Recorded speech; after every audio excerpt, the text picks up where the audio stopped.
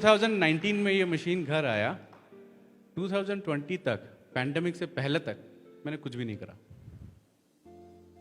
मेरा पहला machine cell हुआ था, मैंने अपनी एक और आईडी बनाई और पहला मशीन सेल हुआ था पैंडेमिक से ठीक पहले।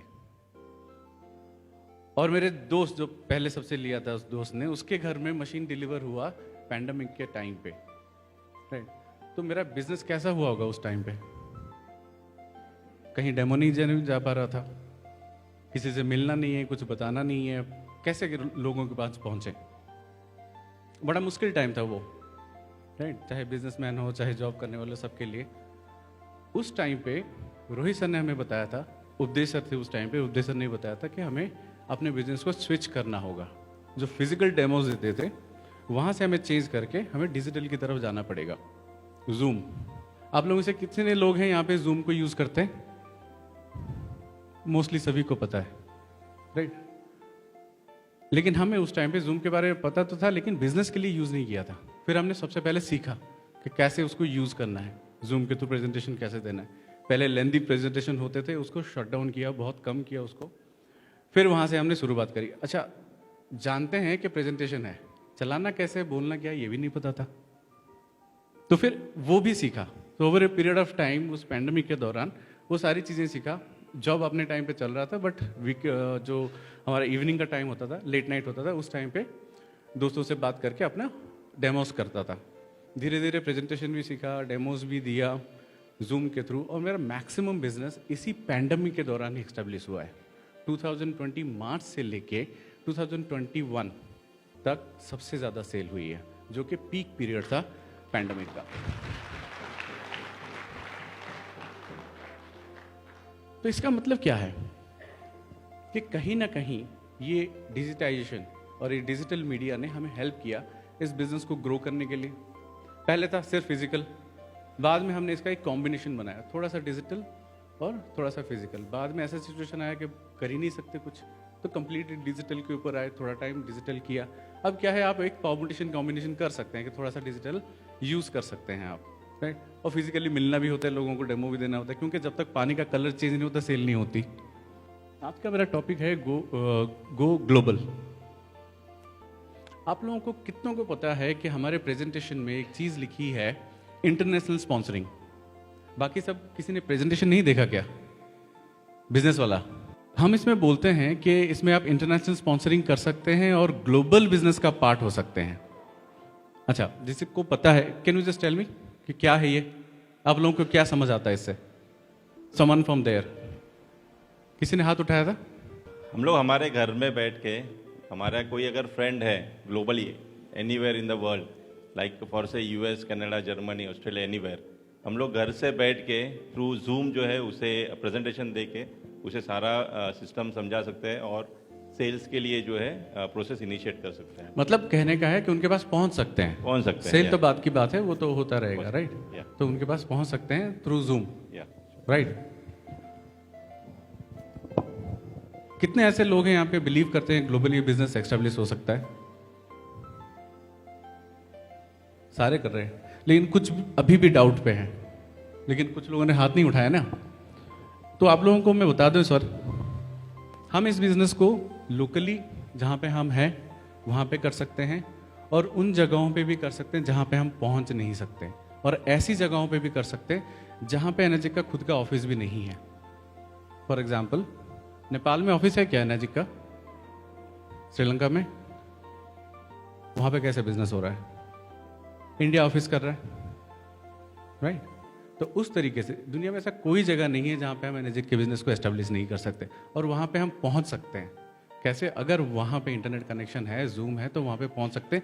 इसका मतलब ये है कि आप अपने पोटेंशियल बायर के पास पहुँचने के तरीके हैं, बस पहुँचने की देर है।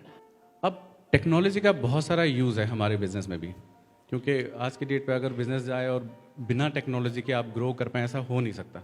हमें कुछ उसमें से टेक्नोलॉजीज के, मतलब डिजिटली मैं अगर बताऊं, कुछ चीज़ों को हमें अडेप्ट करना पड़ेगा।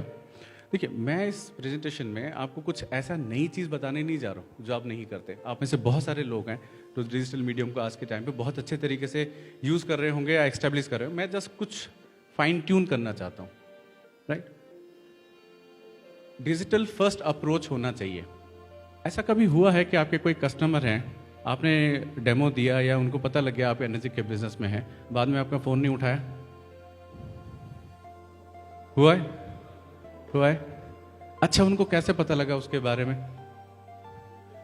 व्हाट्सएप स्टेटस से, गूगल में सर्च किया होगा, 2,77,000, वहीं पे फ़ोन बंद हुआ है। तो उन बंदों ने क्या किया? पहले जाके गूगल में चेक किया, वहां से इंफॉर्मेशन लिया, आपको आके नहीं पूछा, वहीं से इंफॉर्मेशन लिया और वहीं पे ही आपको ब्लॉक कर दिया। होता है ऐसे? तो वो वहां पे क्यों गया? इससे पहले तो वो दोस्त आपसे बात करता था, या अगर मैं बात करूं 20-30 साल पुरानी बात, लोग बात करके समझते थे बिजनेस को, मिलते थे। डिजिटल का ट्रेंड है, इंटरनेट पे लोग ज्यादा जाते हैं, वहां से इंफॉर्मेशन लेते हैं। अगर वहां पे ये सारी इंफॉर्मेशन पहले से अवेलेबल है, आपने अवेलेबल कराई है और उनको दिख रहा है कि आप बिजनेस कर रहे हैं, तो शायद हो सकता है वो आपके पास आए। पॉसिबिलिटी है। आप इस बिजनेस को उस तरीके से पोर्ट्रे करें डिजिटली, तो शायद ये आपके पास आ सकते हैं। एक नहीं आएगा, दूसरा आएगा, ऐसा हो सकता है। तो हमें डिजिटल फर्स्ट अप्रोच लेके चलना है, क्योंकि द सिनेरियो हैज चेंज्ड। ऐसा नहीं है कि सिर्फ और सिर्फ फिजिकल डेमोज देके, मैं दिल्ली एनसीआर की बात करूँ, मैं दिल्ली एनसीआर में हूँ, 50 किलोमीटर के रेडियस में ही जाके मैं अपना डेमो करूंगा, ऐसा नहीं होगा। You have to accept that. हर बार नहीं होगा। हो सकता है दिल्ली एनसीआर में आप रह के यहाँ पे फिजिकल बिजनेस करके एक सर्टेन लेवल तक पहुँच जाए। अगर आपको ग्लोबल स्केल पे जाना होगा तो कहीं ना कहीं आपको डिजिटल फर्स्ट अप्रोच लेना पड़ेगा, अडैप्ट करना पड़ेगा उसमें। दूसरा है सोशल मीडिया को यूज़ करें, वर्ड ऑफ माउथ। पहले ज़माने में बिजनेस कैसा होता था? वर्ड ऑफ माउथ का बिजनेस होता था। हमारा बिजनेस क्या है? What is the basis of our business? Network marketing, word of mouth, same है, सेम चीज़ है, लेकिन हम फिजिकली ना मिलके इसको डिजिटली कर रहे हैं। So social media we are using as a new way of word of mouth to reach out to our potential customers. Exactly. अब उनके पास पहुंच गए, सोशल मीडिया में चीजें हमने डाल दी, कर क्या रहे हैं वहां पे? सिर्फ बम्बार्डिंग ऑफ इंफॉर्मेशन, वीडियोस डाल दिया, इमेजेस डाल दिया, टेक्स्ट डाल रहे हैं, पता नहीं क्या क्या कर रहे हैं। एक्चुअली हम एक पर्टिकुलर कम्युनिटी को सर्व कर रहे हैं। कभी आपने देखा होगा, आप किसी पर्टिकुलर चीज को सर्च कर रहे हैं, मान के चले फॉर एग्जाम्पल आप कोई हॉलीडे प्लान कर रहे हैं, गूगल में जाके सर्च कर रहे हैं, हॉलीडे प्लान कर रहे हैं, कहीं कहीं का आपने होटल बुकिंग का देखा, अगले 7 दिन 10 दिन तक आपको सिर्फ हॉलीडेज के ही ऐड आते हैं, आपके किसी भी एप्लीकेशन खोल लो। ऐसा क्यों होता है? वो आपके डिजिटल फुटप्रिंट्स हैं, क्योंकि कहीं ना कहीं डिजिटल वर्ल्ड में आपने ये बताया कि मेरा ये इंटरेस्ट है, तो आपको ये आइडेंटिफाई करना होगा कि मेरे वो लोग कहाँ हैं जिनको कि हेल्थ या वेल्थ का कहीं पे एक लोगों की कम्युनिटी है, तो मुझे उस कम्युनिटी को सर्व करना है, मुझे उनके लिए देना है, सारी दुनिया के लिए नहीं है। वो लोग आपको देख रहे हैं इस टाइम पे, वो आपसे इंफॉर्मेशन चाहते हैं, आप क्या उनको देना चाहते हो? अब ये डिजिटल फर्स्ट ये होना चाहिए, और मेरे ख्याल से डिजिटल को हमें सबसे पहले करना चाहिए, फर्स्ट अप्रोच होना चाहिए डिजिटल स्ट्रैटेजी, राइट? चाहे आप सोशल मीडिया प्लेटफॉर्म्स ले लो, सर्च इंजन ऑप्टिमाइजेशन, बहुत सारी चीज़ें हैं। कुछ चीज़ें आप करते भी होंगे, कुछ चीज़ों के बारे में आपको नहीं पता, तो थोड़ा सा इसके बारे में आपको जानना पड़ेगा। ये डिटेल सेशन उसके ऊपर नहीं हो सकता, बट आपको धीरे धीरे इस चीज़ों को लर्न करना पड़ेगा। अगर आप बिल्कुल नहीं कर रहे हैं तो मेरा ये रिक्वेस्ट है, थोड़ा सा स्टार्ट कीजिए, take a baby step. FOMO, anyone understand FOMO? FOMO, right, fear of missing out. ऐसा कभी हुआ है कि आपके कोई कुलीग हैं, आपके कोई दोस्त हैं जो इस एनर्जी कैंगन के बिजनेस में हैं, बट वो थोड़ा सा आपसे बेटर कर पा रहे हैं, आप कहीं ना कहीं लैक कर रहे हो? ऐसा होता है क्या? वो डिजिटल चीज़ों को अपना रहे हैं क्या? वो उस तरीके से मीडियम में आगे पहुंच रहे हैं, अपने पोटेंशियल कस्टमर के पास पहुंच पा रहे? हो सकता है ऐसा कुछ हो रहा हो। तो the kind of fear you have is basically fear of missing out, जो आपको हो रहा है इस टाइम पे। अगर मैंने उसे कर लिया होता तो शायद मैं बेटर पोजीशन पे होता, या मेरा सेल भी बेटर होता। तो उस चीज़ को हटाने के लिए आपको अडैप्ट करना पड़ेगा to this new digital world, right? अगर अडैप्ट नहीं करेंगे तो कहीं ना कहीं ख़त्म भी हो जाएंगे। देखिए, हमें इसकी मार्केटिंग करनी होगी। मार्केटिंग बेसिकली यहाँ पे कहने का मतलब यह है कि कंटेंट की मार्केटिंग, राइट? किस तरीके का कंटेंट डालेंगे वो इम्पॉर्टेंट है आपके इस पर्टिकुलर डिजिटल जर्नी में। कंटेंट क्या है वो बहुत इम्पॉर्टेंट है। अब किस तरीके से हम प्रमोट करते हैं अपनी चीज़ों को डिजिटल वर्ल्ड में? फोटोज, वीडियोस और टेक्स्ट, यही होते हैं, उससे ज़्यादा तो कुछ नहीं होता, राइट? मान के चलिए फॉर एग्जाम्पल दीपक सर जाते हैं मनाली, वहाँ जाते हैं, फोटो खिंचवाते हैं। फोटो कैसे खिंचवाते हैं? सर के पास पुराना वाला कैमरा है, रोल वाला, वहाँ से फोटो खिंचवाया, आने के बाद उसको डेवलप करते थे, याद है? एल्बम बनते थे। अब एल्बम सर ने बनाया, मनाली जाके आए, उसको घर में सजा के रखा है। अब वो वेट कर रहे हैं कि मेरे रिश्तेदार, मेरे पड़ोसी, मेरे दोस्त मेरे घर आए और उस एल्बम को देखे और जाने कि मैं मनाली गया था। ऐसा पॉसिबल है आज के टाइम पे? अगर आज दीपक सर मनाली जाते हैं, अपने डिजिटल कैमरा से फोटो खींचते हैं, उसके फोटोज और वीडियोस इवन इफ लाइव भी होते हैं, तो कहां पे होते हैं? डिजिटल प्लेटफॉर्म में। क्यों डालते हैं दीपक सर ऐसे? इंस्टेंट इंफॉर्मेशन, यस, लोगों को बताने के लिए मैं मनाली में हूं, यही है। आपने कब लास्ट बताया था कि आप कैंगन में हैं? लोगों के बहुत सारे ना हिच होती है, हिच मतलब पता नहीं किस चीज का है, मैं समझ नहीं पाता ऐसे। मेरे ऑफिस वाले मेरे से फेसबुक में कनेक्टेड है, मैं नहीं डालूंगा। मेरा व्हाट्सएप स्टेटस मेरा बॉस देखता है, मैं नहीं करूंगा। बहुत सारे ऐसे बहानेबाजी हैं, बहुत सारे। तो मतलब कहीं ना कहीं आप अपने आप को किससे रेस्ट्रिक्ट कर रहे हो? ऐसा हो सकता है कि आपके घर में सेम बिजनेस आपके वाइफ के नाम पे हो जाए, यस, तो वहां पे आप हो सकते हो, उनके पोस्ट में आप हो सकते हो ना। वे आउट ढूंढना पड़ेगा। देखिए सर ने जो केस बोला है, मोस्ट ऑफ द केसेस ऐसा होता होगा लोगों के साथ, मैं मना नहीं कर रहा हूं, राइट? आपको वे आउट ढूंढना पड़ेगा। बिजनेस किसी और के नाम पे है, वाइफ के नाम पे है, तो वाइफ अगर बिजनेस कर रही है, आप अगर उनको सपोर्ट कर रहे हैं वीकेंड में, कौन बॉस मना करेगा?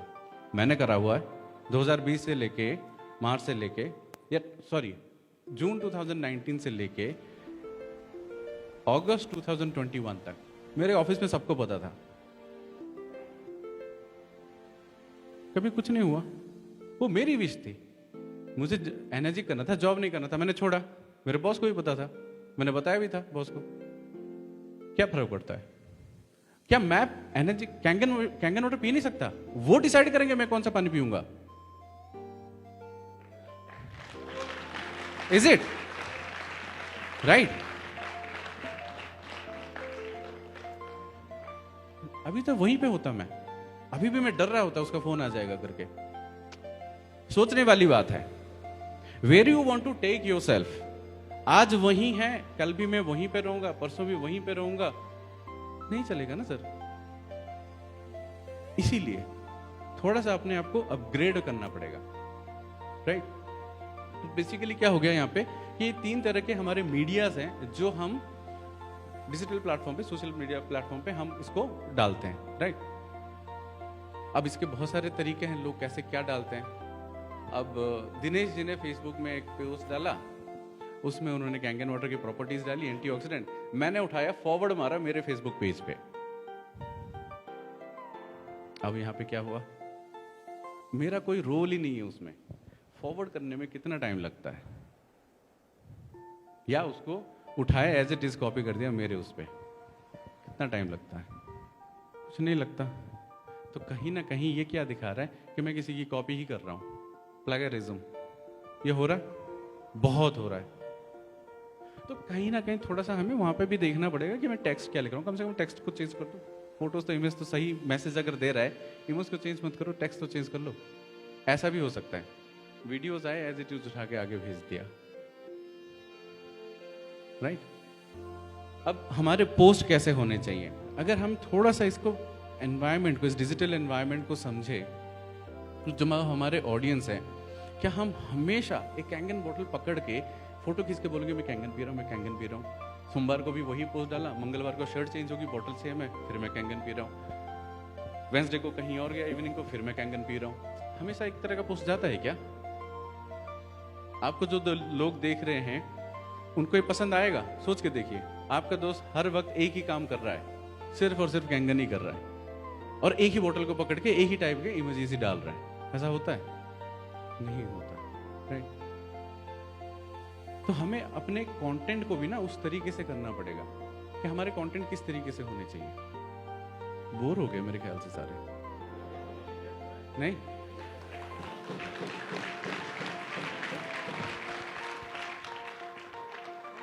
थोड़ा सा जल्दी कर देता हूँ, ठीक है? हमारे पोस्ट किस तरीके से होने चाहिए? एजुकेशनल होने चाहिए, ठीक है? कुछ ना कुछ इन्फॉर्मेशन जाना चाहिए। एंटीऑक्सीडेंट के बारे में हर किसी को नहीं पता, तो डाल दो एंटीऑक्सीडेंट के बारे में थोड़ा सा इन्फॉर्मेशन लेके। एंटरटेनिंग होना चाहिए, मजा आना चाहिए, यार किसी को कोई चीज देख रहे हैं तो, राइट? चाहे कैंगन हो, कैंगन लाइफ हो, कैंगन लाइफ के बारे में बताओ। सिर्फ हमेशा कैंगन मत बताओ, हमेशा एनर्जी मशीन मत रख दो सामने, ठीक है? इस तरह से इमोशनल होना चाहिए कहीं ना कहीं, राइट? अगर इमोशनली प्रिया कनेक्ट नहीं होती ना, तो मेरे घर में मशीन नहीं होता और मैं आज यहां पे नहीं होता। ओके, एंगेजिंग कंटेंट होना चाहिए। एंगेजिंग कंटेंट मतलब आप उस कंटेंट को, जो भी कंटेंट का मतलब आप तीनों कैटेगरी ले लीजिए, है ना? Video, image and text. जो भी डाल रहे सामने वाले को एंगेजिंग होना चाहिए, वो देखे, कुछ समझे, कुछ लिखे, कुछ यानी शेयर करे, कमेंट करे, कुछ ना कुछ करे उसके साथ। अगर उसने रिप्लाई किया तो आपको भी उसको रिप्लाई करना है, रिस्पॉन्ड करना है, थैंक यू बोलना है, कुछ ना कुछ करना है उस तरीके से। इसका इमेज का ना फोटोज ले लीजिए। ये मेरे कुछ ऑब्जर्वेशंस हैं, मैंने कुछ इंटरनेट से इन्फॉर्मेशन निकाला है, कुछ मेरे पर्सनल ऑब्जर्वेशंस हैं कि हमारे कुछ पॉपुलर जो सोशल मीडिया प्लेटफॉर्म्स है, जैसे लिंक्डइन हो गया, ट्विटर हो गया, यूट्यूब हो गया, है ना, इंस्टाग्राम, फेसबुक एंड व्हाट्सएप, इन सब के मैं क्यों बता रहा हूँ? क्योंकि यही पॉपुलर सोशल मीडिया प्लेटफॉर्म्स है जो हम करते हैं। अब उसके ऊपर हम कंटेंट क्या डाल रहे हैं मैंने बता दिया, थोड़ा आपको आइडिया दे दिया। कब कब डालना है वो है। ये कुछ डिटेल्ड रिसर्च वर्क है, इसके ऊपर ज़्यादा मत जाइए। कोशिश कीजिए आपके पोस्ट इससे कहीं ना कहीं मैच खाता हो, शुरुआती दौर में कम से कम। बाद में आपकी हैबिट भी बन सकती है, आप कर लोगे, आप इजीली कर लोगे, राइट? अब कुछ चीज़ों के ऊपर ध्यान देना है, राइट? आप कंटेंट, सपोज सर मनाली गए दीपक सर, तभी पोस्ट डाला। अगली बार अगर मान के चलिए नैनीताल जाएंगे तभी पोस्ट डालेंगे, उससे पहले कोई पोस्ट डालेंगे ही नहीं सर। ऐसा होता है क्या? आपकी ऑडियंस आपको देख रही है, आप पोस्ट 3 महीने 6 महीने में एक एक कर रहे हो, कुछ पता ही नहीं चल रहा हो क्या रहा है उनके लाइफ में। तो आपकी ये जो पोस्ट है ये कंसिस्टेंट होने चाहिए, क्वालिटी अच्छी होनी चाहिए। बेटर क्वालिटी मतलब यहाँ पे मैं बात कर रहा हूँ कंटेंट की क्वालिटी, राइट? तो यहाँ पे कंसिस्टेंटली आप अपने पोस्ट करेंगे, कोई भी सोशल मीडिया प्लेटफॉर्म आप यूज कर रहे हैं। कॉन्वर्सेशनल होना चाहिए, फ्रेंडली होना चाहिए, ठीक है? तो मतलब कोई किसी ने कुछ लिखा, आपने मान के चलिए कि आपने कहा do you know our body consist of 72% of water, ठीक है? सामने से कोई लिख दे नहीं 75 है ना? एग्री कीजिए, मिनिमम 72% है तो 75 उसके बॉडी में हो सकता है, कई कई इंसानों में होता है, राइट? एंगेजिंग होना चाहिए, रिप्लाई करो, किसी ने कुछ सवाल करा उसके ऊपर उसको रिप्लाई करो। ऐसे एंगेजिंग कंटेंट आपका होना चाहिए। Post should be relevant. दशहरे के टाइम पे हम दिवाली के पोस्टर डालें, चलेगा? नहीं चलेगा। तो उस तरीके से आपके पोस्ट ओकेजन के साथ होना चाहिए, राइट? जैसे भी हमारे इंडिया में बहुत सारे फेस्टिवल्स आते रहते हैं, राइट? उस तरीके से आपके relevant content in accordance to the time और फेस्टिवल होना चाहिए। Friday post are important for weekends, ये नॉर्मल सी बात है, सभी को पता है। अच्छा, इसमें एक और चीज़ है, इसको थोड़ा सा आप ध्यान दीजिए। आप अपने कंटेंट का ना कुछ एक पैटर्न बनाइए, pattern is very important, right? Pattern का मतलब क्या है? मंडे मोटिवेशन, हर किसी को पता है मंडे ऑफिस जाने को मन ही नहीं करता था, मेरा भी, राइट? तो मंडे मोटिवेशन चाहिए होता है। और इनफैक्ट आपके व्हाट्सएप स्टेटस में भी मंडे 9 बजे से पहले कोई ना कोई एक मोटिवेशनल इमेज आ जाता होगा, राइट? तो आप भी ऐसा ही कुछ मंडे मोटिवेशनल चीज़ बनाइए जो आपके सोशल मीडिया प्लेटफॉर्म पे इस तरीके से जाए। ये एग्जाम्पल के तौर पे मैंने बताया। ट्यूसडे को एजुकेशनल कुछ चीज़ें डाल दीजिए, राइट? एंटरटेनिंग फ्राइडे ऐसा कुछ डाल दीजिए। मैंने ऐसे ही डाला है इसको, राइट? ये आपकी पैटर्न बन चुकी है। तो आपको पता है कि मैं हर हफ्ते जो कंटेंट डालूंगा तो इस तरीके से होगा। अगर मेरा ये रेशियो है कि डेली बेसिस में मैं कुछ फेसबुक में डालूंगा, कुछ ट्विटर में डालूंगा, कुछ इंस्टा में डालूंगा, तो मेरा पैटर्न क्या होना चाहिए? इस तरीके से होना चाहिए। इस हॉल में जितने भी लोग बैठे हैं उसमें से कितने ऐसे लोग हैं जो एनर्जी कैंगन के बिजनेस आने से पहले रोहित सर को जानते थे? कितने लोग हैं? एनर्जी के बिजनेस में आने से पहले रोहित सर को जानते थे? Few hands, few hands. Okay, now. Vijay sir, please stand up. Vijay sir has come all the way from Jamnagar, Gujarat with his family and with his 8 team members. And he is a foreigner now. Vijay sir last RTP में जून में आए थे single cell पे. आज की date पे sir का cell है 23, राइट, और ही इज ए 4A और बहुत बेहतरीन तरीके से सर बिजनेस को कर रहे हैं. अच्छा, मैं सर से ये पूछना चाहता हूं कि विजय सर, आप मुझे और प्रिया को कैसे जानते हैं? मैं और प्रिया मैम जो है फेसबुक फ्रेंड है, और वहाँ से ही मेरा कनेक्शन हुआ. और कैंगन में एंट्री होने का एक सिंगल पोस्ट था प्रिया मैम का. मैं अभी भी जो है ना प्रिया मैम को पोस्ट के बारे में पूछता हूँ, अभी भी ढूंढ रहा हूँ उस पोस्ट को. एक सिंगल पोस्ट ने हिला दी थी मेरी लाइफ. जस्ट उसमें लिखा था हेल्थ वेल्थ, और उसी से जो है कनेक्शन हुआ और वो लेके आया मुझे कैंगन तक और ये पूरे टीम पर.